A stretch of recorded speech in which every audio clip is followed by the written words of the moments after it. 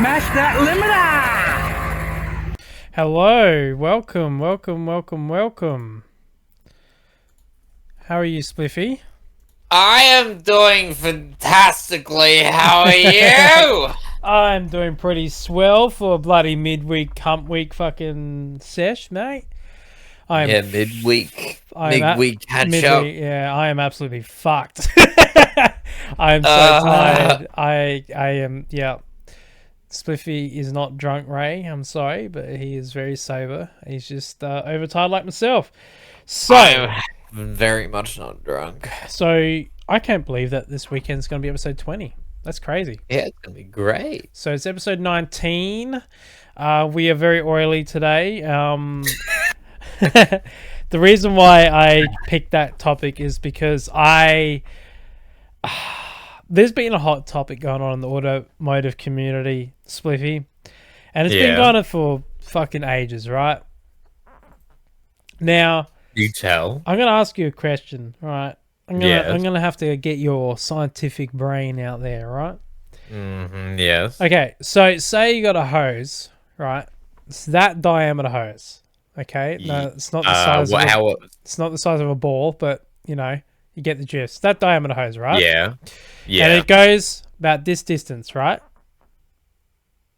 Yeah. Your audio's fucked, by the way. Sorry. Anyway, so it goes that distance, right? Yeah. Now, what happens if you increase that distance to say, got to go to the camera, that long, right? So a little bit bloody longer, and then you put a can in between that's like that internal diameter. So therefore, you increase the volume of that distance. It's not a bong hose, but anyway, it's bigger than a bong. So you that increases the volume, right? Yeah. Would theoretically that increase or decrease back pressure? Well, I mean, if you've got a larger space and you've got the same amount of air, Yeah, it would decrease density. So I'd imagine it'd decrease pressure. that's right.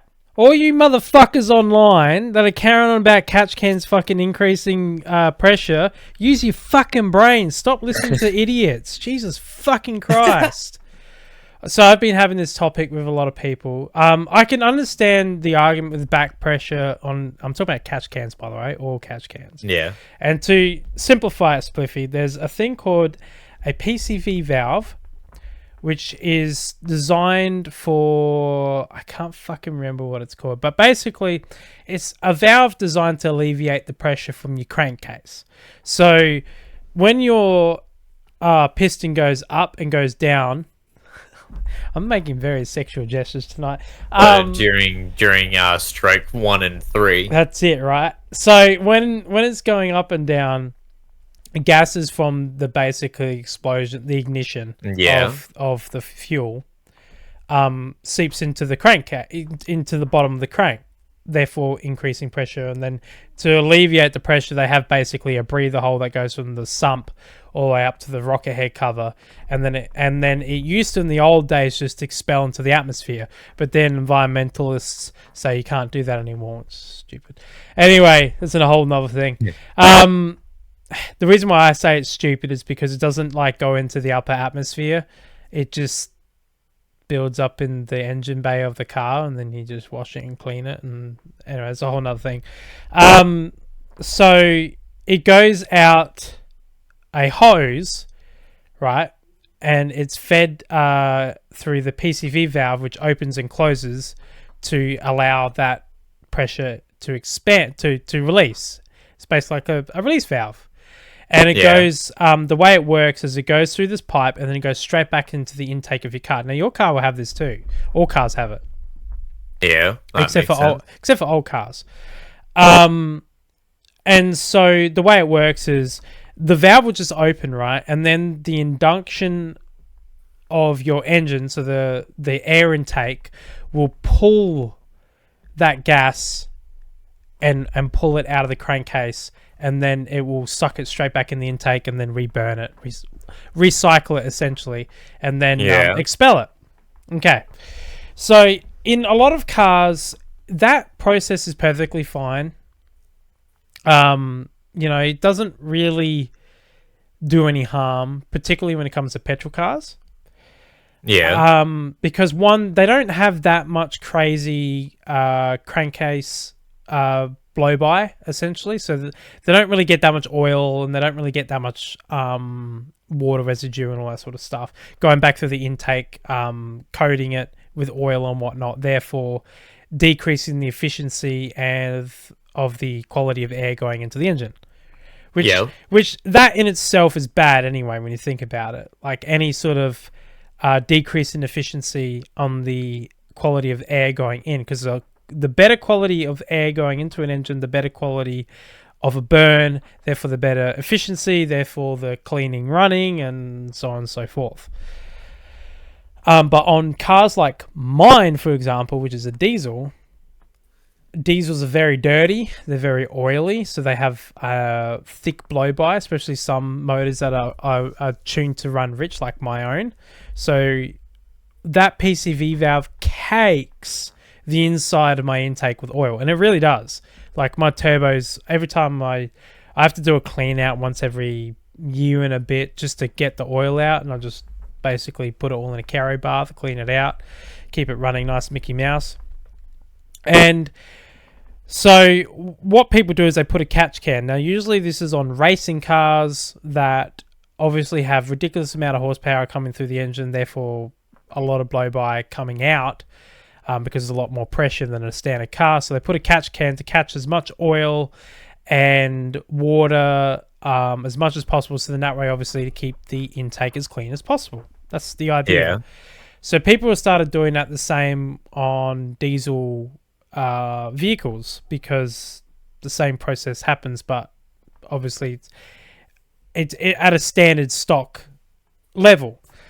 And so people all of a sudden, like for years, people have been running catch cans without any issues, and then all of a sudden it's like, oh no, they increase back pressure and blow your seals, it causes your car to leak oils and stuff like that. But when you think about it, it's like, how can it unless you install it wrong or use a inferior catch can? So, if I'm to understand this correctly, it has to go past the catch cam is installed after the exhaust manifold. No. So I'll show you a picture. I think you need to. Right. I need to see a picture. I think I do need a visual aid for this. All right, let me show you. It's a beautiful picture. This one, no idea. Okay, fucking show us it. No, it's not gonna work. What do you mean it's not gonna work? It's a picture. I blew it up and it didn't work. Well, it's not gonna work if you blow it up. That's not how it works. You take anything and blow it up, it's not gonna work. Well,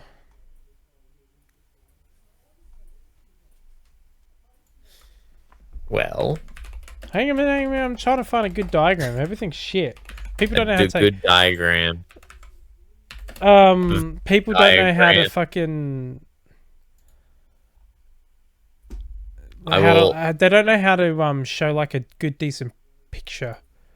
The photography is lost annoying with this one. Yeah, they're just like... Oh, here we go. Here's a really fucking good one. Oh, he's a really good one. Yeah, don't blow it up. No, it's not a great one. What do you... Oh my god. It's hard because there's like no real good pictures of what I'm trying to clarify. Because... because... Oh, here we go. This is a good one. This is a good one. Here we go. Don't blow this one up. Good old fucking Provence saves the day. All right. Oh. Here we go. Motherfucker, you're not working. Hang on.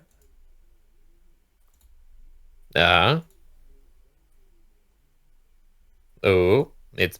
There we go. There we go. Found it. All right, cool. Sweet. Okay, so... I clicked on the wrong one here. All right, so this is essentially how it works, right? Yes. So on a car like yours, Yes. the PCV valve goes from the engine block on, usually out of the rocker cover. So the rocker cover is Yeah. usually that plastic thing that you see on the top of your engine, and that covers your, basically Rockers. covers your rockers, like your rockers, Yeah. your the top of your valves, all that sort of shit. Yeah. All right, so the line usually comes from there, and then it goes straight into your intake here. With the catch can, all you do is you stick one right in between. Right. Normally though, you have to extend the hoses though, because you put your catch can further away from the motor or something like that. So normally, like for example, imagine, oh, here's a good picture right here. So like a lot of people install catch cans like on the corner. This is obviously in the corner of their vehicle. Yeah. And so then they feed the catch can all over here, then they feed it back into the intake over there. So what I'm saying is, how can it increase back pressure? Now this one's a little bit different because this actually has a filter, so therefore it would have resistance, therefore would actually increase back pressure. But say this is an empty can, like this one would be an empty can. Yeah. Okay, so if it was an empty can, and you've had to extend the hose so then that way this can be on the top corner. So therefore the distance from here and the distance to here is increased, therefore increasing the volume within the hose itself. But then you've also got the increased volume of the catch can itself. That will then decrease the back pressure.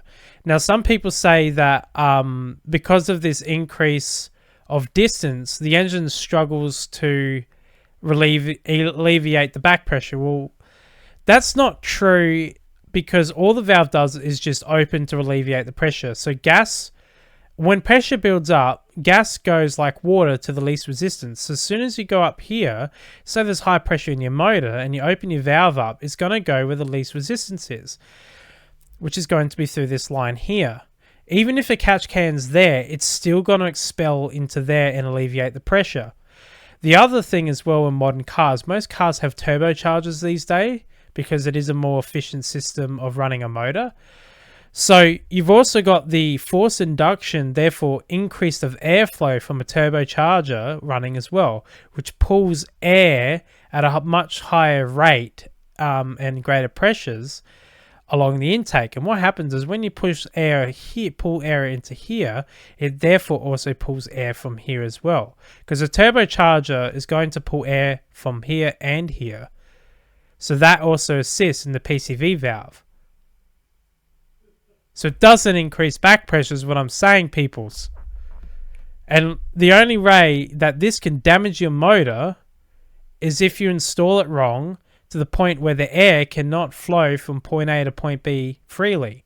If you have tight bends, or you got a kink in your hose, or you haven't changed the filter, or the filter's wrong because it's not, you've got a cheap knockoff filter that's not actually trialed and tested, like a lot of Flash Lube and Provents are, then you would get an increase in back pressure. I've tested this on my car. I've had just a catch can similar to that, but mine had baffles installed.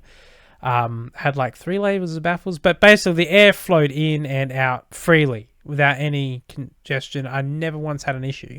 I took it out of my car because the seals in the catch can itself just got old and the catch can just started leaking, which is fine. So I just swapped it out, and I'll eventually get a Provent, which is one of these bad boys here. So look how big that fucking thing is. This is quite large. Why do they need to be so big? Well, because this has a filter inside it. So right. This is what you technically call an oil separation can. Right. So the purpose of this, it has a filter which separates the oil and water from the air, which makes it more efficient at separating the both. So this actually has a filter inside, just like an oil filter or an air filter. So you've got your intake and your exhaust. I don't know which one's which. I've never owned a Provent, so I'm not quite too sure, and I've forgotten since last time I read the videos. But basically, whatever the exhaust is on this one, it would go into the intake, which is this bit here, and then the other one will go directly from the motor. The Provents are cool the way they work. So the air will come in. say for example this is the intake. I'm not too sure which one's which, but say for example this is the intake. It'll come in and there's a big hole here, and it will just go in, and then the air will just circle around the pro vent, and then it will circle around and then come out here. So this has no obstructions, essentially, the way it works. And then it's also got a release valve, which on this picture, on this flash tube, has a release valve on the side there. So if there is an increase or blockage of some sort of pressure in this, it will release the pressure from the can itself, which is good, which is what you want. So my catch can was like kind of like a similar of these. These are used usually for racing. So yeah, I don't know why it's got that many ports. I'm not too sure what you would use that for. Then you've got these ones here, which are like usually a cheaper version, and they actually have a breather. So instead of having a release valve that, say, like this does, when pressure builds up, it just pushes on the valve, and the valve opens and releases the pressure. These are just open. And the purpose of that is, honestly, these are the best when it comes to zero back pressure, because the air from the engine is expelled out through this. So it wouldn't increase it. There's no fucking way you could increase the pressure, because there's no way for it to increase the air pressure. Essentially, these catch cans just catch oil. They do suck air in, because that's the reason why there's a filter there, is because air's going to be sucked in through the intake here, right? So it's going to pull air through that filter. So that's the reason the filter's actually there. But the point is by having it open like this and allowing it to vent naturally, it's going to decrease the pressure. And it's really good in the sense that this can, if done correctly, and like this one, which are your race ones, will never ever blow a seal on a car. But these are really only good for like race cars. You're talking about ridiculous amount of pressure coming from the intake in there. Like that's some fucking power coming through that car. If you're going to have one of these custom ones on there. These ones are fine for like, these are really designed for like diesel vehicles and stuff like that. So like that's the kit that you get with it to mount it. So like you got a mounting plate that mounts to your car, and then you got your hoses and stuff like that. And usually ProVent, their hoses are larger than factory stock. So then that way there's actually an increased diameter as well in it. So there's like no way really to fuck it up. I don't think anyway. You would have to, the only way to fuck these up is pipe them in the wrong way. So have the intake go to the exhaust and so they're kind of like that. Just reverse the polarity on that, and then you'll fuck it up. So these ones here, high performance HPD catch cans, all they are is an empty can, literally. So you got your intake, which is the lower one here. The air comes in here, right, and then it just swirls around in there, and then it goes straight out there. The only problem with these cans is what some people reported is there's a wire mesh that sits up in here, and sometimes that wire mesh can deteriorate and dislodge and go in your intake, and that will cause a lot of issues, especially damage to your turbo. That I think is a bad idea, having any sort of fabric or metal in here. I don't like that design of catch can. You'd be better off going with something like that that's actually R&D tested than something like that. That, to be honest, isn't. I don't think they R&D tested these. I think they just scrapped them together and started selling them, to be honest. Yeah, it looks like a bogan engineering, that's for certain. I'm not a fan of their catch cans, to be honest. If they didn't have that metal screen, I'd probably be more like, yeah, that's not so bad. I'll see if I can find my can. My catch can was a SARS. A SARS? Yeah. SARS. Yeah, there's mine there.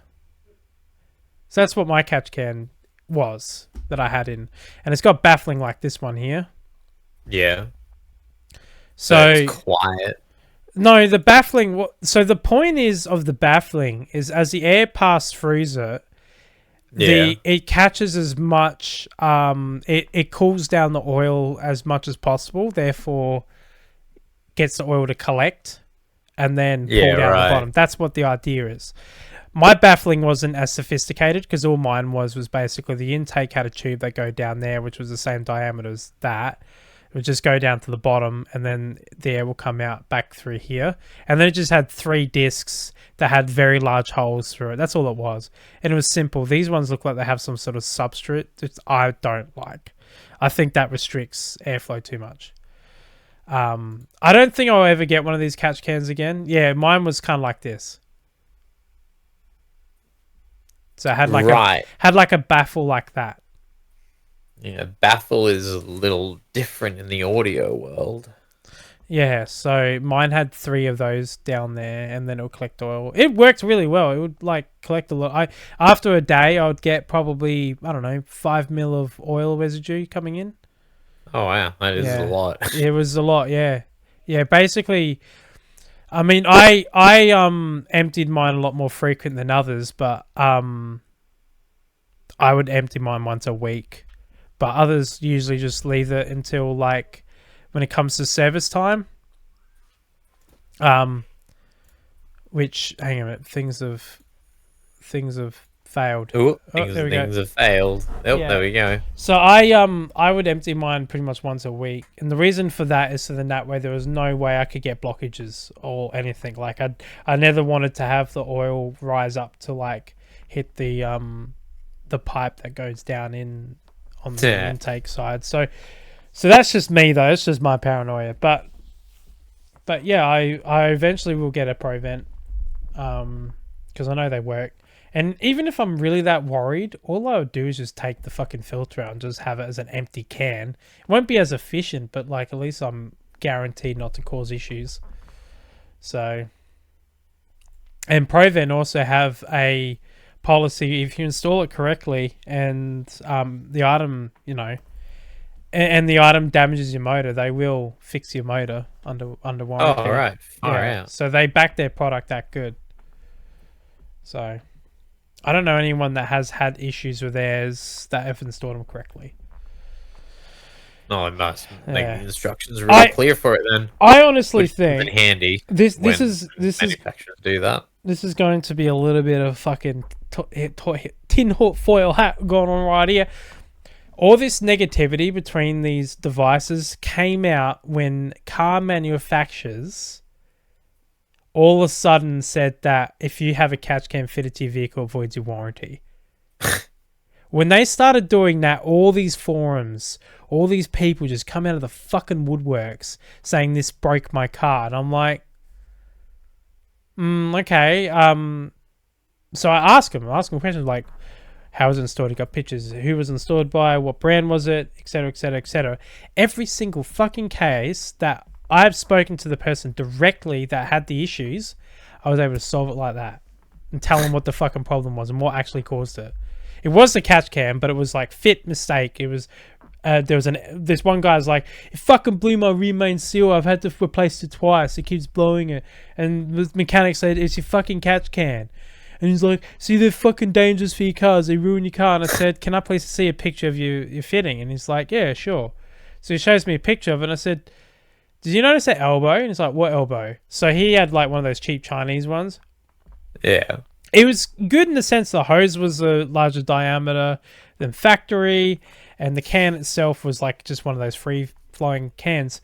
But the intake and the outtake both had fittings that were 90 degrees like that.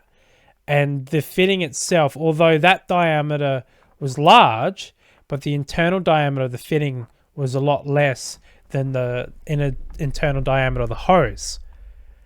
And less than the original factory. So the problem is he had to have it go down a bend like that, which therefore, you know, causes issues because that's, you know, that's more pressure having to push it down and pull it down through there. And then also his catch can was filled with fucking stainless steel. You know the wire that you use to clean your dishes? Oh, steel wool. Steel wool, yeah. He filled the fucking thing up with steel wool. Why? Because it increases its surface area. Therefore, like, he was told to do that.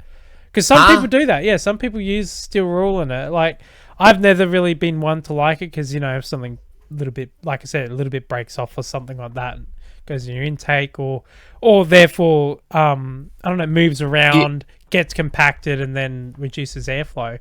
So he had it full of that. So it not only had to go through the 90 degree, but also had to go through the steel rule, which did cause blockages. Well, if you need more surface area to cool it down, then use literally anything other than steel wool. Yeah. Honestly, he should have just left it as a can, but I would have just got a better brand can that goes. You don't want elbows, like, you know. Yeah. Same as like, what's a good example? Plumbing. Fucking use plumbing, for example. Like, you want to do an irrigation system in your garden or something like that. You don't want too many elbows, because if you have too many elbows, it increases pressure. And usually that's the point of failure in the future. So like, usually like it's the fittings or something like that is the point of failure when it comes to like irrigation or something like that. It's the same with anything. Air is a fluid, which people don't realize that. So, you know, it's why people use wind tunnels and stuff like that, to test aerodynamics, and they also use the on the opposite end, they would like put a car submerged in water and then have a big turbine spin the water to go one way, and then they put dye in the water to see how the water moves around the car, and they figured out that doing that and putting in a wind tunnel show the same effects, essentially, because air and water move very similar. They go to the least path of least resistance. So yeah, interesting. There's a lot of wives' tales out there these days. Wives' tales? Yeah. You know, like, what's the most craziest wives' tale you've ever heard? I don't even know what a wives' tale is. Seriously? Yeah, I've never heard that expression before. I don't know. An animal wives' tale would be if there are blue tongues around, there's no snakes. Oh, you mean a rule of thumb? No, a rule of thumb can be true. Wives' tales usually not. Okay. Rule of thumb is like, it's kind of like common sense to me, the way I've always understood it. You know what I mean? It sounds like wives' tales are common like, sense. For example, no, true. It's not true. So a rule of thumb, for example, a good rule of thumb is measure twice, cut once. Yeah. See, that's a rule of thumb to me. That's something that's true, based on like many people's experiences to experience the same thing, right? Yeah.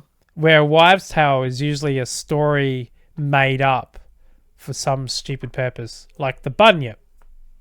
Right. Okay. I don't know. I guess the drop there would be the dumbest wives' tales. That is actually a wives' tale. Yeah. Really, I can't believe we've never fucking heard of a wives' tale before. The name came from because I've never had a wife, so how could she tell me a tale? There you go. That's like, the reason why I've never heard of a wives' tale before, because I've never been married. Voila. Yeah, but you've got a mum. She's not my wife. Yeah, I know she's not your wife. My mum is. I hate to break it to you, Hunter, but my mum isn't my wife. I suppose. You're not a she couldn't have told me a wives' tale. So. Oh my fucking god! I can't believe I've never heard that term. That is weird to me. Alright, let's go on. Sorry, we all can't be weird as you. Alright, do you know what true blue means? Yes. Okay. What's another word that I'm trying to think of that you might know? Fuck if I know. I don't know. My head is starting. I need fucking take some Panadol or something. Fair dinkum. Fair dinkum. Maggot sack, dog's eye, horse's blood. Fucking, I miss the old bloody cocky language. I actually have the Dinkum dictionary. Serious? Yeah. You got a lot of dictionaries. I've got a handful, but I don't have a lot. I got a lot of books, but not dictionaries. Did you know that Google's 25 years old today? Oh, Hey, still a better love story than Twilight. hey Ray, you're only a few months older than Google. I didn't know it was that old. Right. 1998. 1998. How peculiar. I didn't know it was that old, eh? Because we never got No, Google. never really. We never got Google in Australia for like ages. I don't know when we got Google. Australia, yeah.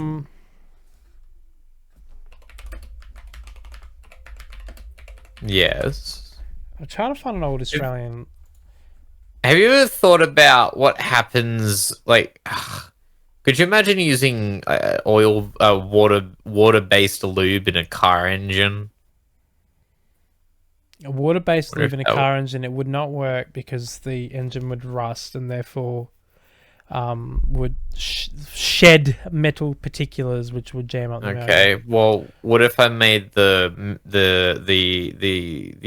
motor out of aluminium? Well, they do that, and the same thing would happen. You know, aluminium rusts, right? No, I didn't. I thought aluminium was impervious to rust. No, it does corrode. Oh, is that white chalky shit? Yep. Oh, I see. I was expecting to be like aluminium. iron oxide. So aluminium's a funny fucking material. It's actually one of the hardest materials to weld. The reason why is because you basically have to. So before you weld aluminium. Now I've never welded aluminium, but I know the basics of it. So what I've been told is that you have to clean the surface, usually with a very light sandpaper or something like that. Right.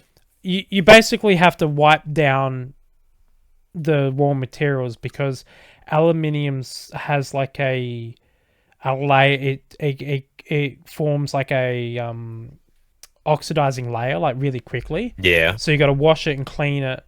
Well, not wash it, but you got to clean it off. Yeah. I can't remember this. You just use some sort of abrasive. Sandpaper? Yeah, I don't know if you use abrasive material like sandpaper or whether you got to use like a solvent or something like that. But I cannot bloody remember. I'll look it up later on and then I'll fucking remember, or I'll remember in the middle of the night.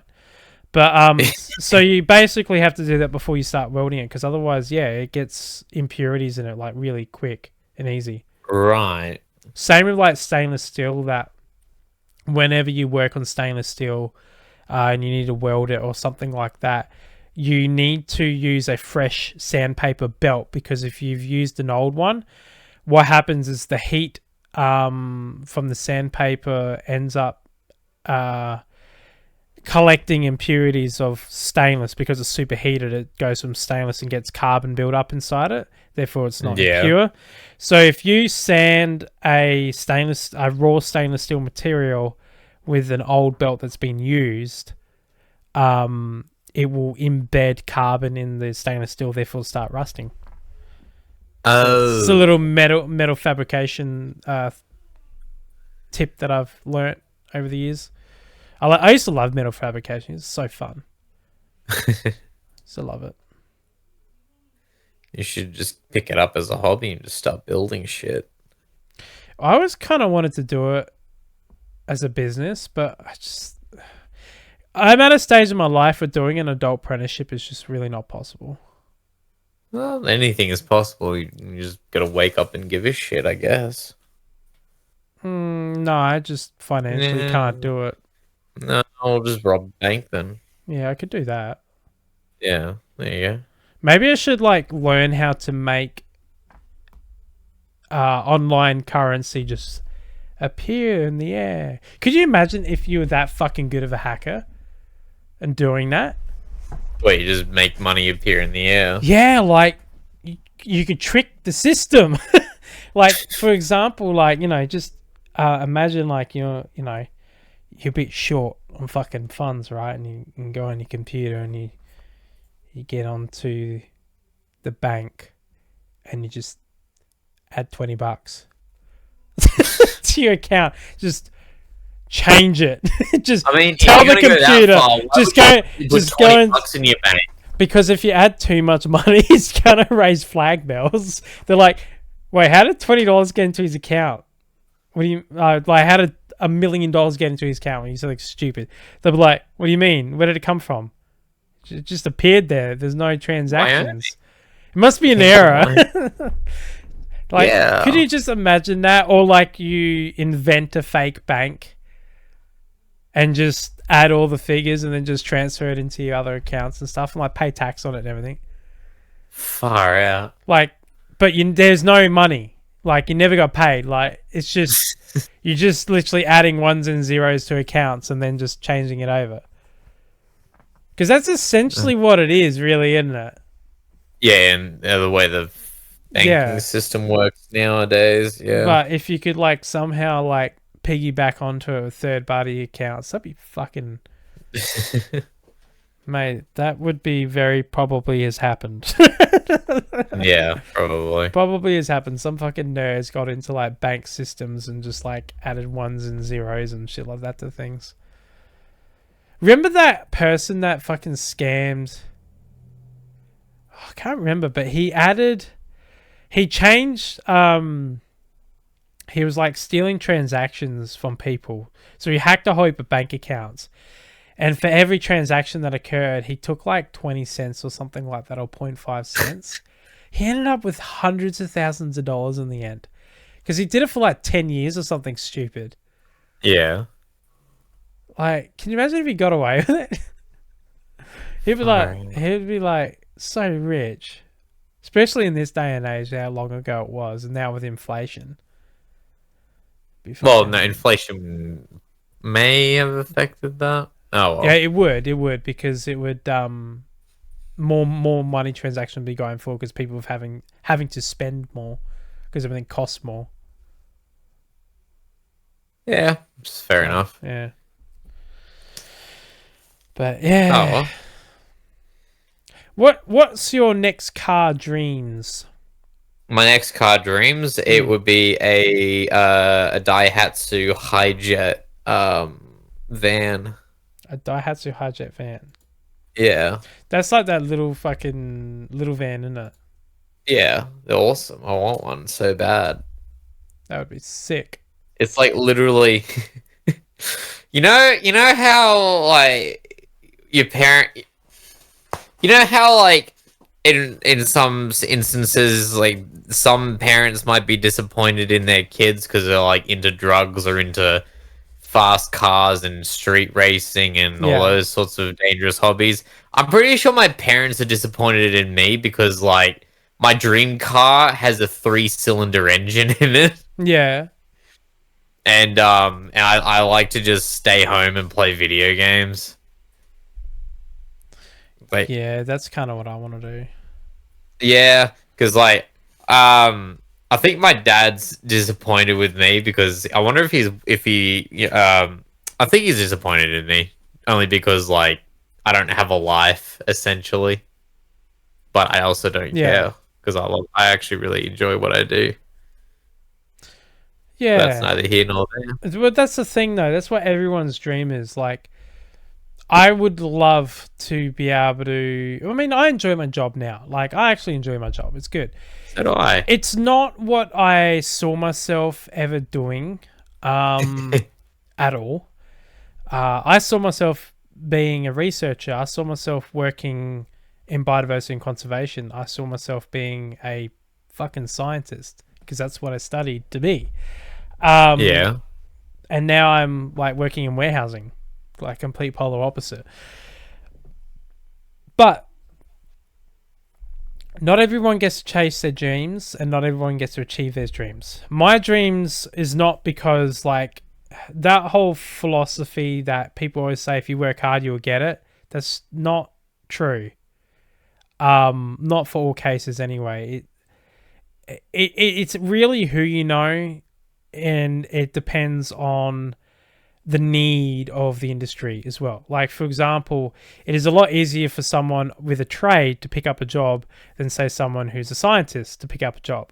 And the reason for that is there's more trade jobs and therefore there's more sought after than there is science jobs, because science jobs, there might be 10 jobs going a year, but thousands of applicants for those 10 jobs.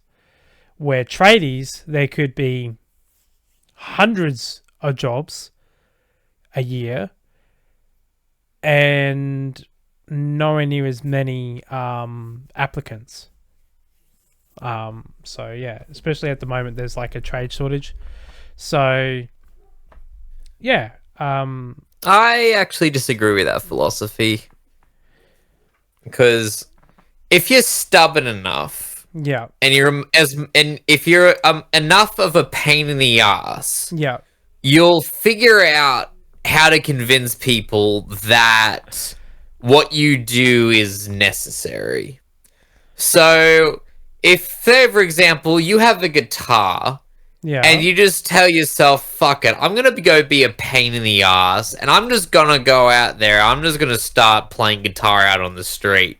Just, like, not even thinking about money. Who gives a fuck about money at this point? You're just thinking, like, fuck it, I just want to be a pain in the ass for the afternoon.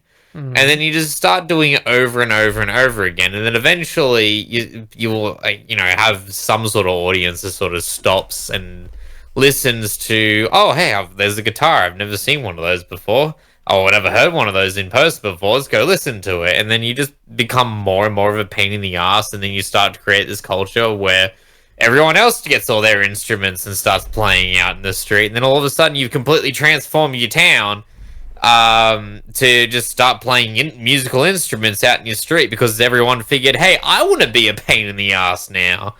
And so then you end up creating this whole culture of musical festivals that people outside of your town now want to come see. And then you've just created a need for other industries to come in with their big audio PA systems to make you an even bigger pain in the ass, and have the entire town listen to your guitar and everyone else's musical instrument, just simply because you wanted to be a pain in the ass for an afternoon. So it's not about waiting for somebody to come and give you a handout and say, hey, here's a job that, I just so happen to just curated just for you. It's like, no, fuck you. I'm going to make my own fucking job. You could do that, yeah. And I suppose success really is sort of your personal idea of success. So you are right in that sense. But if you wanted to be a scientist, you could technically be your own scientist and make your own papers and stuff.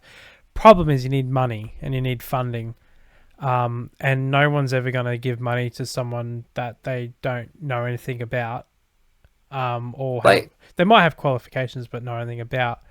Problem is in science, unless you're in an industry like, for example, medicine, engineering, or something like that, that is going to generate money for the wealthy, there's just no jobs in it. For biology, for example, no one really gives a shit about the environment. They say they do, but ever since we've been more woke about the environment, more funding has been cut from the environment and less jobs have been happening. And in my case, I found that a lot of the jobs were cut and replaced with uni students. So like a lot of organizations, I'm not going to name them, where they used to for years employ X amount of postgraduate students for 6 months, year contracts usually, and they get them to do their surveying, all that sort of shit. They've stopped doing it. Instead, what they do is they go to the universities and go, hey, we need students to volunteer. It's great for them to build experience up in the industry. And then so they get uni students and they get free labor and they don't have to pay anyone. And so that's what a lot of companies are doing now, is they're actually getting free labor from volunteers to do the job that normally a paid scientist does.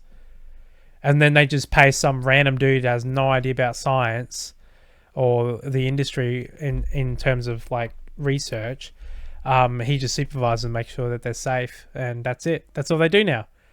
And that all started that was starting to happen towards the end of my last uni days, where a few people I knew that were employed by certain companies, and they lost their jobs. And pretty much the only jobs that were going in terms of like surveying and stuff like that are like your land surveys and stuff. They're always going to hire environmental science because they need to. There's liability and all that sort of stuff with that. And mining companies obviously as well. And they're really hard jobs to get into. You really got to know someone, unless your CV sticks out like crazy and they just want you. I've applied for them many times. I've had many emails and all that sort of stuff. Never got lucky. So that's where I am today. But I still like my job, and I have an income, so I'm happy. But it really sort of proved to me that when you be told that you can achieve and get anything, it's true to an extent, but you got to sort of accept that things don't go your way as well at the same time. That's my personal. You just got to opinion. believe in yourself, man. Because I don't have an electrical engineering degree, but I've got a circuit out on my kitchen bench that I made a couple of days ago, and and it works, right? Yeah. I don't give a fuck about these goddamn titles. I'm gonna be a pain in the fucking ass. Like it's literally six LEDs. Yeah. In like what series parallel circuit in wide and series parallel with capacitors. Yeah. And it works in ways that I wasn't even fucking expecting. Right. Yeah. And it has been some of the last couple of weeks. Actually, I bought that shit on last Friday. And the last, 5 days have been like some of the best days of my life because they've been the most recent ones. Yeah. And I just love the fact that I can come home from a day and it's like, oh, fuck yeah, let's just put all these capacitors in this way and all these LEDs in this way and then wire the batteries and see what happens. Oh, that happened. How fucking cool was that? And it's like all I'm doing is sort of like, whatever the fuck I want, right? Yeah. I'm just going. Why don't you be a pain in the ass and just trespass on mines and say like, hey, are you doing everything correctly? I'm wearing a high vis. And wear a high vis vest. You need to wear a high vis vest. There's a guy and write the authorita on the back of your vest and say, hey, I'm here to do like some surveying stuff. Do you mind if I take a look around? And what are they going to do? Say no to someone wearing a high-vis vest? There's a guy... They're going to be like, yeah, sure, go for it. There's a guy in New South Wales that did exactly that, but he was doing... he was an ecologist, an actual qualified ecologist too. And he was showing tourists around in the state forest. That was his job. He was like a tour guide and a surveyor and all that sort of stuff. Yeah, he had a run-in with the forestry of New South Wales. Do you remember that Friendly Geordie segment? I haven't seen that particular video, but I've seen like a sort of catch up. Illegally logging, and so they assault him. They assault him, and then the coppers of New South Wales arrest him. It's like the old fucking high school thing, like old school thing, like when the bully beats the crap out of a kid, and then that kid finally fights back, and then he gets detention instead of the bully. Yeah, it's like that scenario. Like this guy's like, these guys are reporting crimes. You got to stop this. You got to stop this, and then they just start beating him up, and then next minute the cops fucking come in and like, we're pressing charges for assault. What assault? I was the one being assaulted. Nah, you assaulted them. They said you hurt your feelings, and you like see footage of the guy saying, stop being violent, like begging for them to stop while they're just railing on him. Like, yeah, it could be like that guy. Well, you could also be like, that's Fuck one it, possibility. The other possibility. Let's just go native. I'm just going to full fucking like, just go bush, just eat off the land, just be one in nature. Government tries to kick me out, I just fucking throw rocks at them and run away.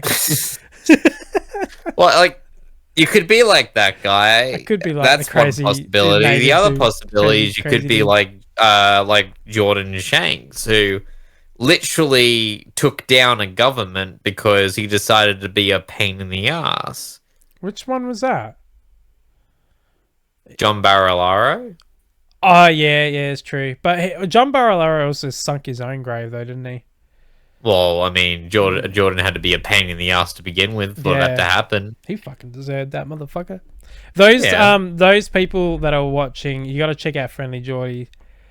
He's a top bloke. Don't know him personally. Know nothing about him. Not sponsored. Not affiliated in any sort of way. But he's just fucking funny. So you just gotta watch it. Just take it like a grain of salt. You don't have to agree with him. I don't agree with a lot of things he says, and I agree with a lot of things he says. But he's fucking hilarious. He is pissed off the government so much they put a hit out on him. Pretty much. Yeah, I'm not joking. They actually tried to kill him. The government tried to kill him with like bikies and shit. It's funny. Anyway, shit happens, I guess.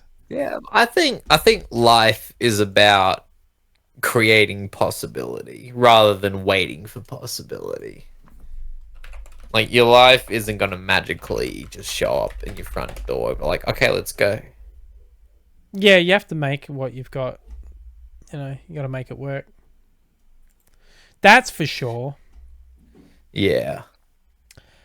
I really, really, really have a big headache all of a sudden. I don't know why. What do you reckon's causing it? I think your head's about to explode. Oh, it's expected.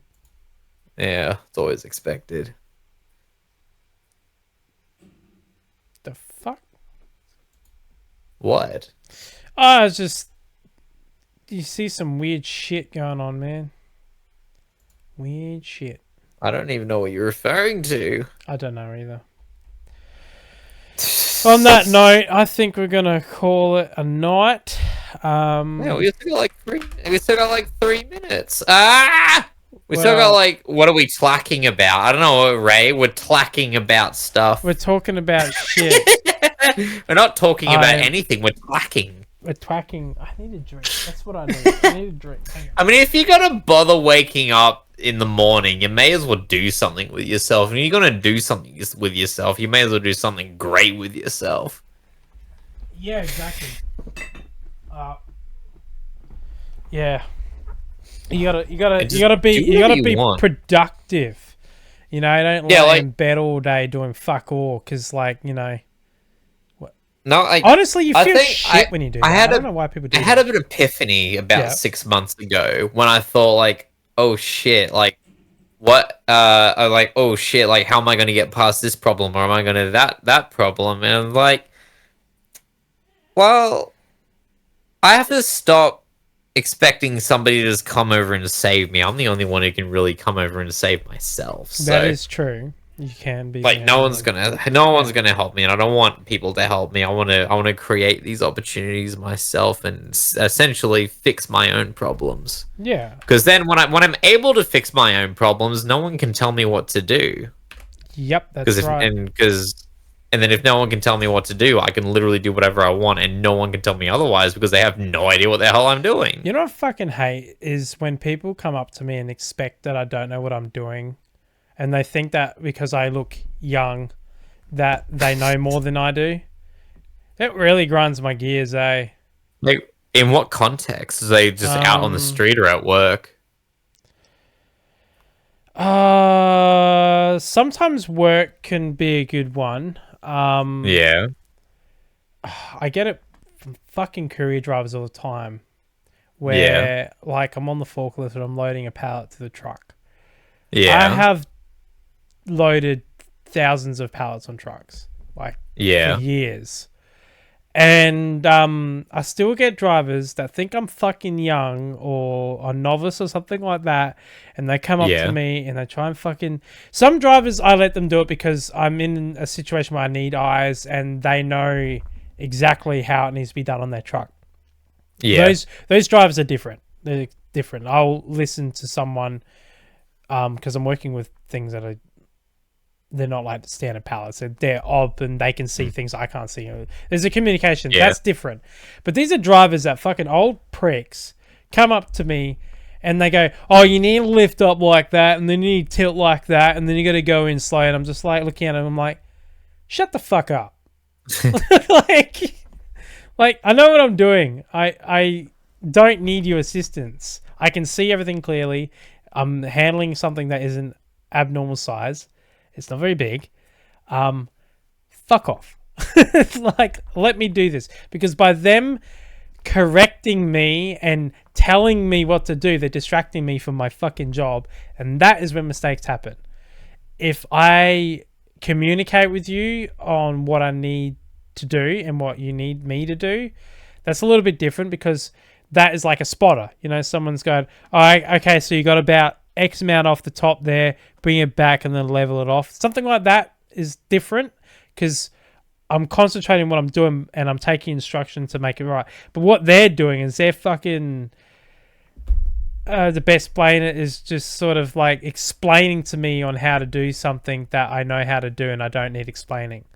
Wasting my time, essentially. Oh. That sort of stuff annoys me. I mean, like, you can just say, I mean, you just look at them and say, yeah, I tell them to shut up. No, don't tell them to shut up. No, Just I say, do. yeah, I tell them to shut up. I just like, can you please shut up? I'm trying to concentrate. That's what I say to them. All the fucking time. It's so annoying. It's like... yeah, no worries, mate. Watch me not do that. Or I get like someone that comes along, they think that they know what they're doing and what they're going to do is damage products. Like, for example, like, you know, with a typical move is like you get a pallet, right? And then you push a pallet that's already loaded on to the other side with another pallet. So you get the two pieces of wood and you push it along on the back of the truck. Right, that's normal. But sometimes, you know, you have overhang on a pallet, like, and the product that's overhanging is fragile. So you can't do that. And you try and explain that to them, and they're just like, huh? Just push it. And it's like, that's how you damage it. And they don't understand that. So, yeah. I'll load the truck, you drive the truck. Let's just do it. Yeah, like if I wanted to know how to reverse a trailer or something like that, not like a normal trailer, but like a truck's abnormal trailer, a truck's trailer, a semi-trailer, like, yeah, semi-trailer, something like that. Then I would ask you, and I would learn from you because you are experienced in that, without a doubt. But when it comes to operating a forklift, I operate it every day. I fuck up. I know my mistakes. I know what not to do. So, you know, because we all make mistakes. That's how we learn. But yeah, I just, it's not, I don't need criticism. I need criticism. I don't need backseat driving. That's what I don't need. Backseat driving. Yeah. This is a good one. Fair enough. Anyways, now it's time to go. Now it is time to go. We have things to do. Yeah, I'm going to go to bed. Oh. I am tired. You've only got 4 hours. Yeah, you're only allowed to sleep 4 hours. Oh. Can't do that.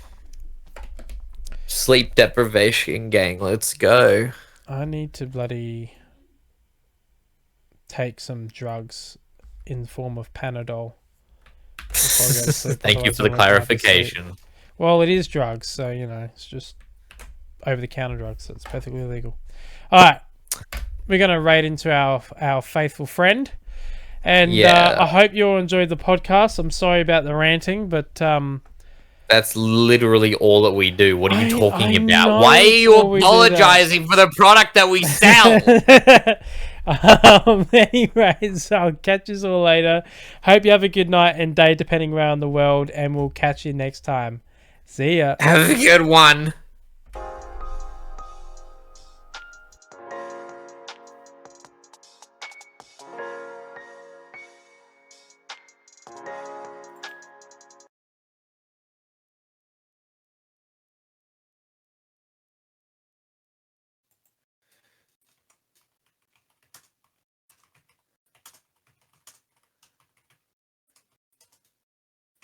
Sorry, I forgot what the word was.